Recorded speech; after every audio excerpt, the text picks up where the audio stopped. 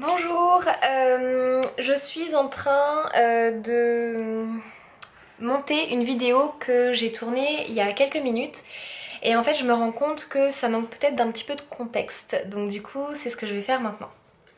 Alors, euh, depuis ma naissance jusqu'à mes 25 ans, j'ai souffert d'un trouble qui a été diagnostiqué uniquement à mes 25 ans. Et ça a été diagnostiqué sous l'appellation de narcolepsie. Donc la narcolepsie, c'est un trouble neurologique chronique. Dans mon cas, ça s'exprimait par le fait que je me sentais très rarement, voire jamais, en situation réelle d'éveil. Et en fait, j'avais tout le temps l'impression d'être à moitié endormie en fait. Donc j'avais vraiment l'esprit dans le brouillard tout le temps en permanence. J'avais aussi des troubles du sommeil, donc à la fois c'était des insomnies, mais à la fois aussi paradoxalement de l'hypersomnie. Et ça, mon hypersomnie, donc le fait de dormir beaucoup, s'est aggravé au fil des années. Et en fait, pendant longtemps, j'ai pas vraiment été écoutée par les médecins. Parce que le symptôme en fait de j'ai tout le temps envie de dormir et je dors beaucoup, c'est un symptôme qui est malheureusement assez peu spécifique. Mais vu que ça s'est empiré et que en 2016 je dormais à peu près 20 heures par jour, donc 20 heures sur 24. Là, il y a enfin un médecin généraliste qui m'a pris au sérieux et je la remercie encore d'ailleurs. Et elle m'a dirigée vers le centre du sommeil de Paris et là en fait j'ai subi une batterie de tests et j'ai enfin pu poser le nom, j'ai enfin été compris par la communauté médicale et j'ai pu poser un nom sur mon trouble et donc j'ai été diagnostiquée narcoleptique en 2016. Donc ce diagnostic, il a été fait sur la base de une procédure en 3 étapes. Le premier, c'est qu'on m'a fait une prise de sang et en fait on a trouvé dans mon sang des marqueurs génétiques de la narcolepsie. La deuxième étape, ça a été qu'on m'a fait un suivi de mes cycles de sommeil avec des électrodes, donc on m'a posé tout autour là sur la tête. Et en fait, on a pu remarquer que lorsque je m'endormais, en fait, je tombais directement dans une phase de sommeil profond. Et ça, c'est caractéristique d'un trouble du sommeil, parce que normalement, tu passes d'abord par une phase de sommeil peu profond, puis il y a aussi le sommeil paradoxal et après le sommeil profond. Et moi, c'était anormal en fait, que j'entre directement dans une phase de sommeil profond. Et puis aussi, j'ai pendant plusieurs semaines tenu un agenda en fait où je notais quand est-ce que je dormais, quand est-ce que j'étais réveillée. Et en fait, cet agenda du sommeil a vraiment mis en lumière le fait que mon cycle du sommeil était continuellement en décalage en fait et que je faisais que j'étais en hypersomnie en fait parce que je dormais à peu près 20 heures sur 24, ce qui est anormal. Et à l'époque, donc en 2016, il n'y avait pas vraiment en fait de traitement pour résoudre il n'y avait pas de cure en fait pour la narcolepsie. Et on m'a proposé de prendre un peu comme un palliatif en fait, des excitants pour rester éveillée quand j'avais besoin d'être éveillée, et puis des somnifères quand j'avais besoin de dormir. Bon, moi j'avais pas mal entendu de retours assez négatifs sur les somnifères. Et voilà, j'ai pas senti. Je me suis dit, ok, bon, il y a cette solution si vraiment je suis désespérée, mais j'avais quand même envie d'essayer autre chose et d'autres approches. Et en fait, c'est un petit peu par hasard que j'ai décidé de faire un jeûne thérapeutique. À la base, en fait, c'est parce que à la suite de ce diagnostic, j'ai fait une grosse dépression. Ce qui est bon, assez normal hein, quand on te dit qu'on n'a pas de solution au fait que tu dormes 20 heures par jour.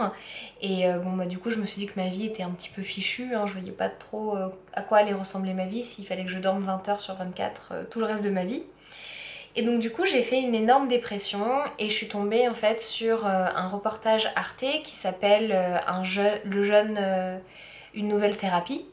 Et là en fait il parlait du jeûne comme une solution assez efficace contre la dépression. Et moi j'étais en dépression, j'avais encore une fois pas très envie de prendre des antidépresseurs, donc je me suis dit bon, autant tester. J'ai fait un jeûne thérapeutique où donc j'ai fait que boire de l'eau pendant 2 semaines. Et à l'issue de ces 2 semaines, non seulement mon état dépressif n'était plus présent, mais en plus de ça, pour la première fois de ma vie en fait, je n'étais plus narcoleptique. Donc je me réveillais le matin à 7 h du matin, pour la première fois sans me sentir dans un état brumeux en fait. Je me sentais vraiment très bien réveillée, avec un esprit très clair, très vif, une bonne capacité d'être réveillée. Et puis voilà, pendant quelques jours, j'ai profité de cet état où j'avais pas besoin de dormir, voilà, où 8-9 heures de sommeil me suffisaient. Et quand je me réveillais, en fait, j'étais dans un état de santé et d'énergie, et c'était merveilleux.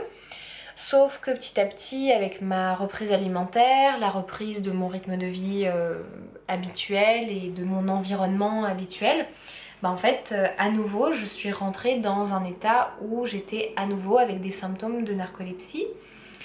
Et du coup, ce que j'ai fait, en fait, c'est que j'ai commencé un parcours du combattant, un parcours thérapeutique où j'ai essayé énormément de thérapies alternatives. Et donc en 2019, quelques années après, là voilà, j'expliquais un petit peu mon parcours, le recul que j'avais à l'époque et ce qui fonctionnait, ce que j'avais l'impression qui avait fonctionné. Depuis 2019, j'ai continué ce parcours thérapeutique. J'ai fait d'autres choses, ma santé s'est à nouveau améliorée. Et voilà, et le message aussi que je veux faire passer, c'est que ça n'a jamais été un parcours linéaire. J'ai eu des améliorations, j'ai eu des états où à nouveau j'étais pas très bien, et après je suis repassée dans des états où ça allait mieux. Au final, j'ai toujours vu une amélioration par rapport à mon état de santé de 2016. C'était vraiment le pic critique où mon état de santé était le pire en 2016 quand je me suis fait diagnostiquer. Et depuis, c'est toujours allé mieux, mais de temps en temps, ça allait moins bien, et puis après un peu mieux, et un peu mieux, et un peu moins bien, et un peu mieux. Donc voilà, donc c'est compliqué de mettre vraiment le doigt sur une technique qui a eu vraiment un effet positif. Et je pense pas en fait qu'il y ait une technique qui ait eu un effet positif. Je pense que c'est un cumul de plein de techniques, de plein de changements en fait sur plusieurs plans de ma vie, et c'est ça que j'essaye d'expliquer dans la suite de la vidéo. Et voilà, et je voulais faire une précision parce que je pense que j'ai pas forcément, mais c'est ok, hein, enfin je suis pas en train de me blâmer, mais je pense que voilà, il y a eu des petites imprécisions, des choses qui n'ont pas forcément été expliquées au mieux, aussi parce que j'avais pas autant de recul qu'aujourd'hui. Et puis je pense que peut-être que si dans quelques années je regarde à nouveau cette vidéo, je me dirais qu'en fait il y a encore des petites précisions ou des compréhensions que je peux ajouter. Et puis voilà, surtout ce que je veux bien préciser, c'est que c'est une multitude de compréhension, de changement et de thérapie qui m'ont permis d'améliorer mon état de santé. Ça a été beaucoup de changements, beaucoup d'investissements en termes de temps, d'énergie et d'argent aussi. Et puis surtout, c'est pas du tout mon intention de vendre une technique. Je suis pas en train de dire faites exactement, c'est pour ça d'ailleurs, faites exactement comme moi. Et vous aussi, vous allez sortir de votre état narcoleptique. Je suis pas médecin, je suis juste là pour vous expliquer moi ce que j'ai fait.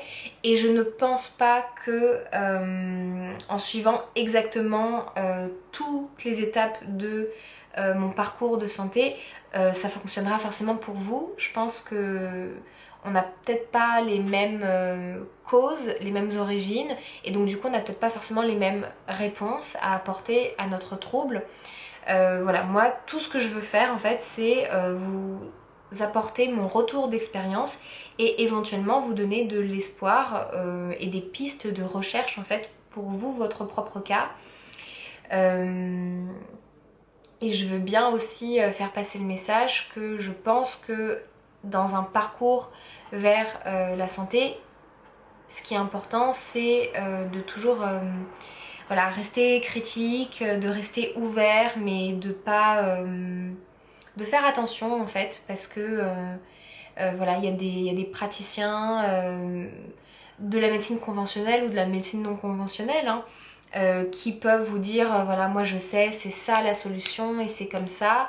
Et en fait, moi, dans mon expérience, je me suis jamais arrêtée à l'avis d'une seule personne et j'ai toujours cherché des avis complémentaires et j'ai recoupé les avis des uns et des autres et j'ai testé les techniques des uns et des autres, et c'est comme ça qu'au final, je me suis rendu compte que bah, ça fonctionne pour moi, ça fonctionne pas pour moi, ça je le garde pour ce moment-là et ça fonctionne à un moment T, mais ça va plus fonctionner à un autre moment.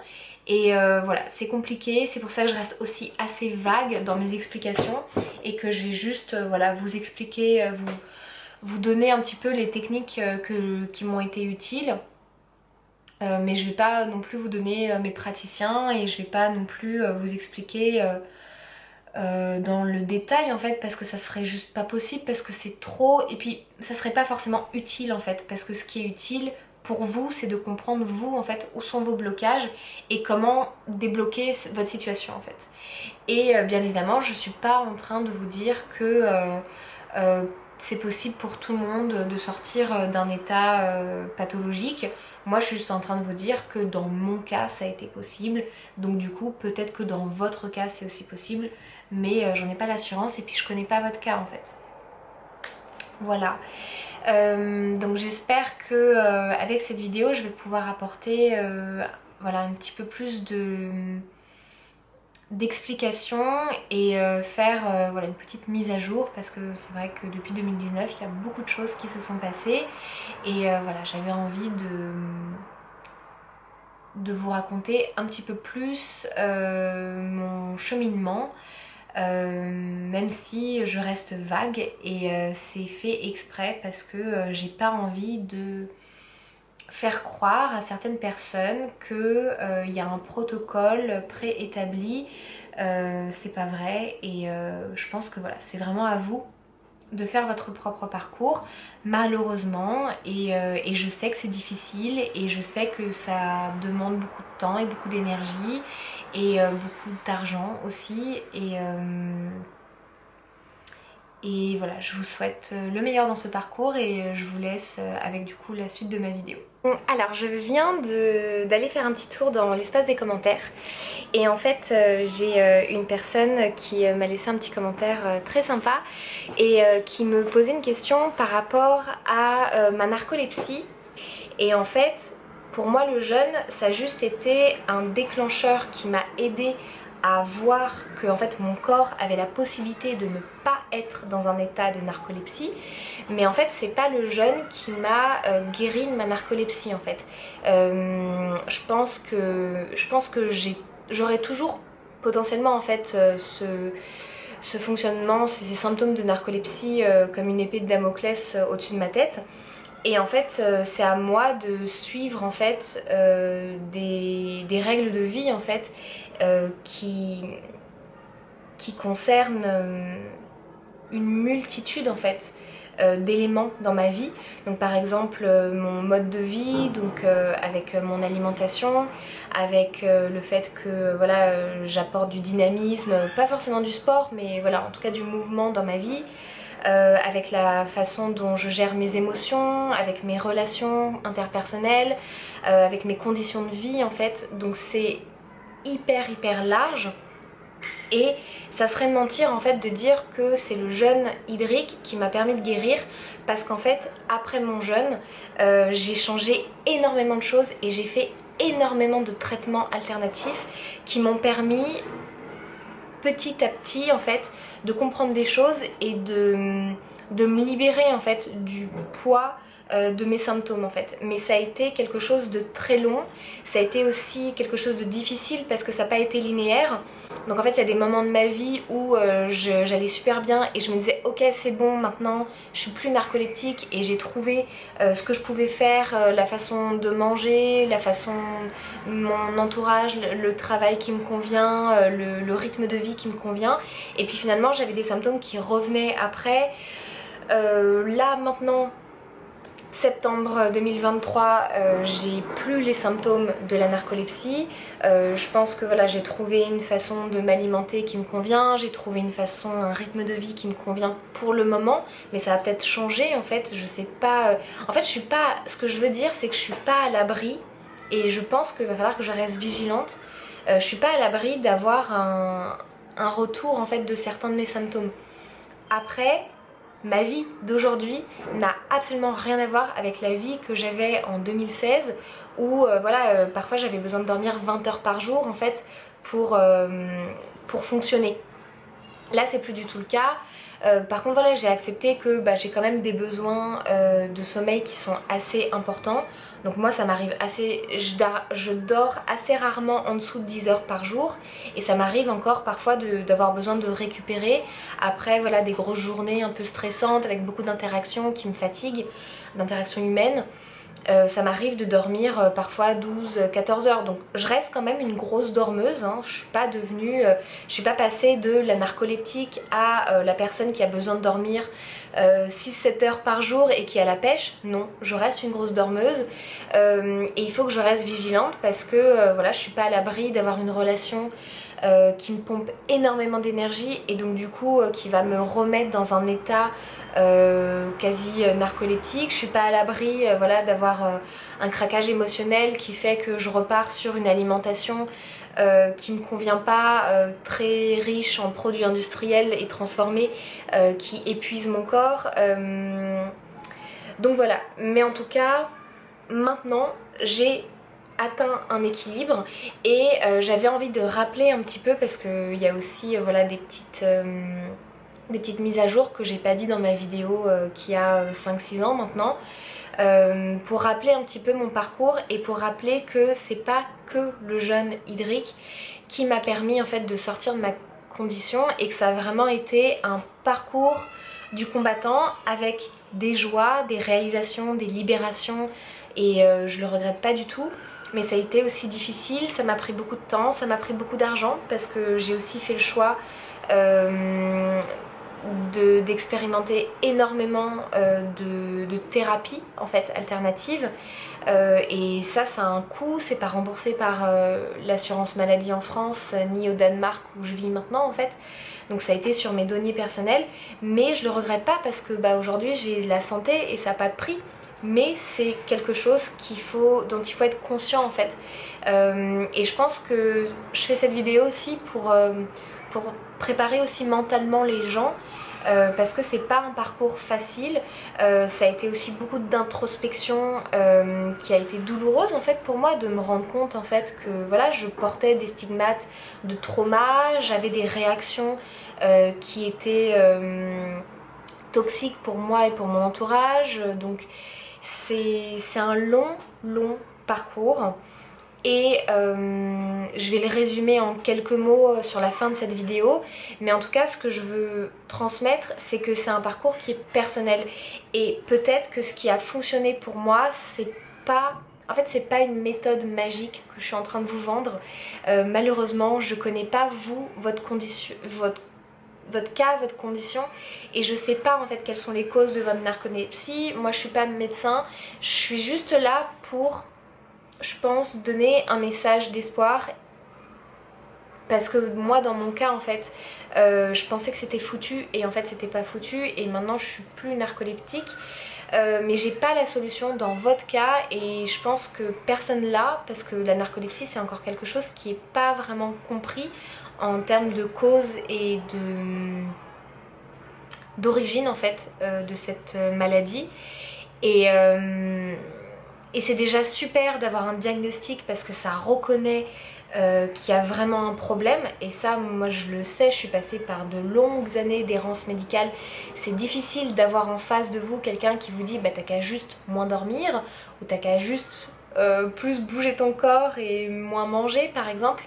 Et moi ça m'a fait du bien de me rendre compte que voilà, il y avait des causes émotionnelles, il y avait des traumas de mon enfance, il y avait des causes aussi relationnelles, il y a des gens qui vraiment en fait, moi j'ai compris, il y a des profils psychologiques qui quand j'interagis avec eux en fait, ça me vide de mon énergie en fait. Il y a des personnes qui sont des trous noirs énergétiques en fait et qui me pompent mon énergie.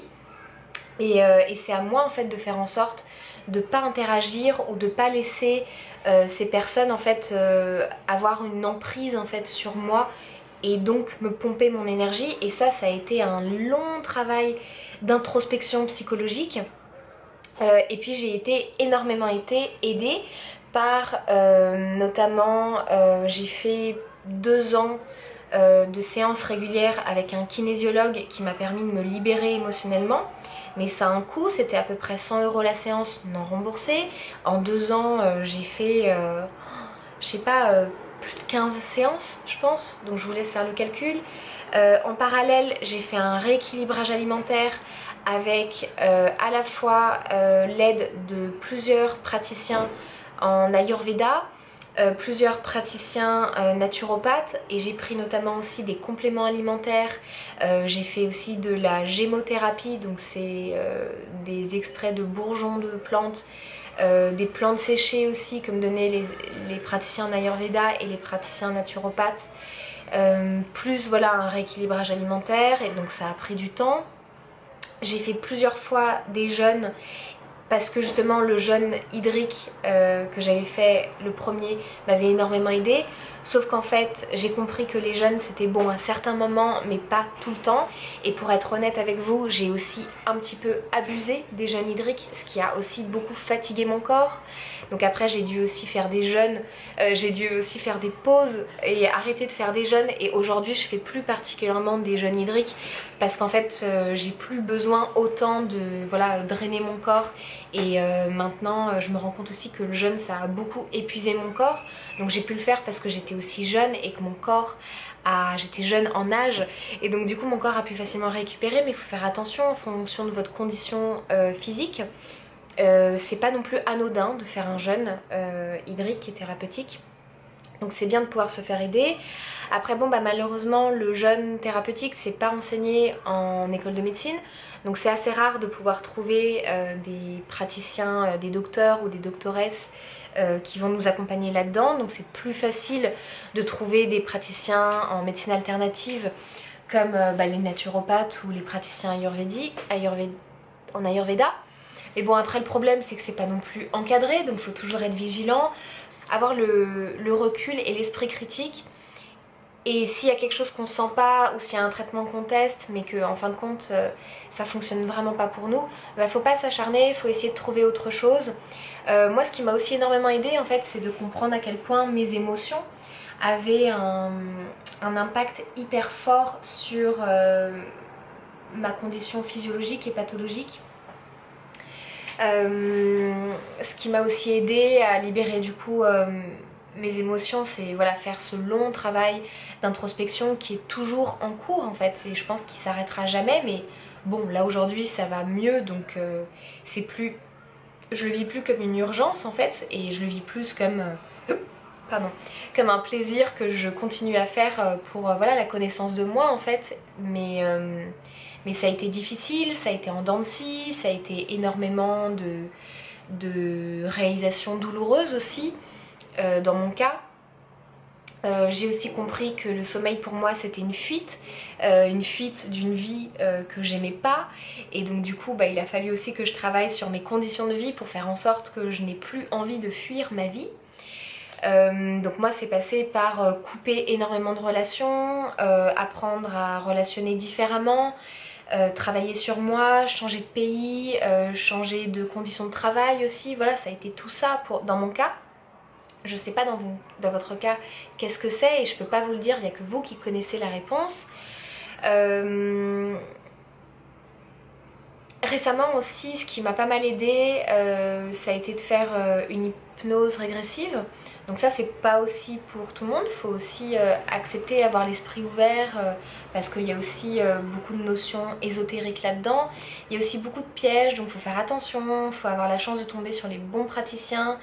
Et voilà, moi, pour être honnête, mon praticien d'hypnose ésotérique régressive, en fait j'ai fait une hypnose qui a un peu fonctionné, mais après j'ai dû en refaire une autre avec un autre praticien parce que je trouve qu'en fait mon premier praticien, il y avait des choses que je chantais pas, qui me convenaient pas, donc j'ai trouvé un second praticien, donc j'ai dû faire 2 séances d'hypnose régressive ésotérique pour que ça fonctionne. Et voilà, maintenant ça fonctionne, mais est-ce que je vais pas avoir besoin de refaire des thérapies? Je sais pas. Pour le moment, je suis dans un état apaisé et calme et fonctionnel, mais voilà, est-ce que ça va fonctionner tout le temps? Je sais pas. J'ai pas encore assez de recul, ça fait que 1 an et demi que j'ai fait cette séance d'hypnose. Là récemment aussi, dans les 6 derniers mois, j'ai commencé à faire de l'acupuncture, ce qui m'a énormément aidé aussi à sentir un retour d'un certain équilibre de ma confiance en moi et de ma capacité à être bien en fait dans mon corps et dans mon esprit, et psychologiquement et émotionnellement. Et j'ai fait aussi des massages musculaires qui font hyper mal. En gros en fait, d'après cette théorie thérapeutique en fait, c'est que donc tous les traumas et les émotions qui n'ont pas été exprimées en fait restent comme crispées en fait dans les muscles. Et en fait il y a des techniques où on appuie en fait sur certains points, sur certaines zones en fait, pour aider en fait le muscle à libérer en fait les traumas en fait qui ont été engrammés en fait dans le muscle. Ça fait hyper mal. Moi je le fais vraiment petit à petit parce que c'est hyper douloureux et c'est hyper difficile, mais ça fonctionne vraiment bien. Donc voilà, pour expliquer un peu plus en fait ce qui m'a aidé, c'est à vous de trouver les praticiens que vous sentez, avec qui vous avez un bon feeling en fait. Je pense que c'est important aussi. Je pense que moi je suis allée vers des praticiens et des thérapeutes qui me parlaient, parce que je pense que c'est des thérapeutes qui avaient en fin de compte les mêmes problématiques que moi aussi. Donc je pense que c'est aussi une thérapie de rencontrer des thérapeutes en soi. Donc je vais vous laisser faire votre propre chemin. Voilà, donc c'est compliqué, c'est pas le jeûne qui m'a guéri, c'est tout ce cumul en fait, tout ce chemin thérapeutique. Et moi ce que je veux vraiment faire passer comme message, c'est que je pense qu'il faut avoir l'espoir, il faut pas s'arrêter en fait à un diagnostic, même si le diagnostic fait du bien, ça apporte de l'empathie, et ça apporte en fait la réalisation que oui, il y a vraiment un problème en fait, et que vous avez vraiment une souffrance. Mais après voilà, il faut avoir conscience que le chemin de la santé, il est pas simple, il y a des pièges, faut faire attention aussi, parce que voilà, il y a des thérapeutes qui ont des égos surdimensionnés de sauveurs, et qui ont envie de vous dire que eux, ils ont la technique ultime qui va vous soigner.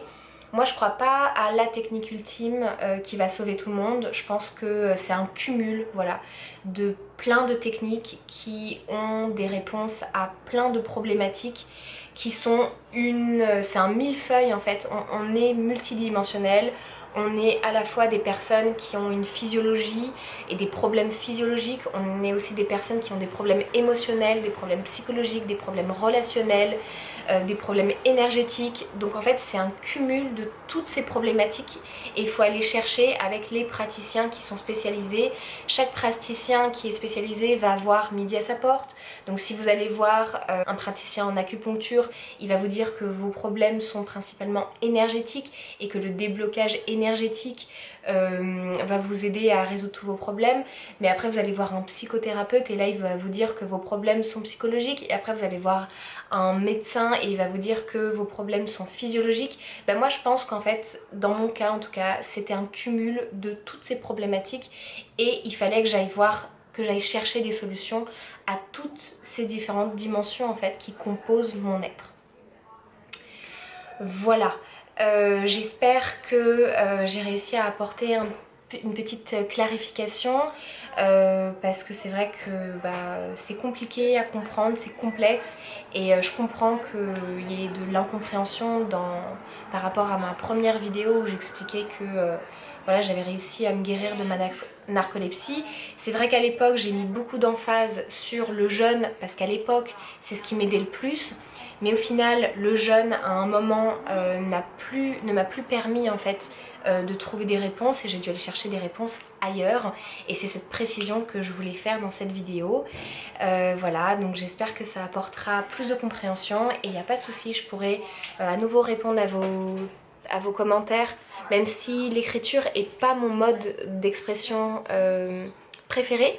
Donc je préfère faire des vidéos et c'est pour ça que j'ai fait cette vidéo, parce qu'initialement j'avais répondu aux commentaires de la personne qui m'avait envoyé le commentaire par écrit, mais en fait je me suis rendu compte que j'avais du mal à m'exprimer à l'écrit, donc c'est pour ça que j'ai décidé de faire cette vidéo et je me suis dit que ça peut aussi apporter une meilleure compréhension à d'autres personnes.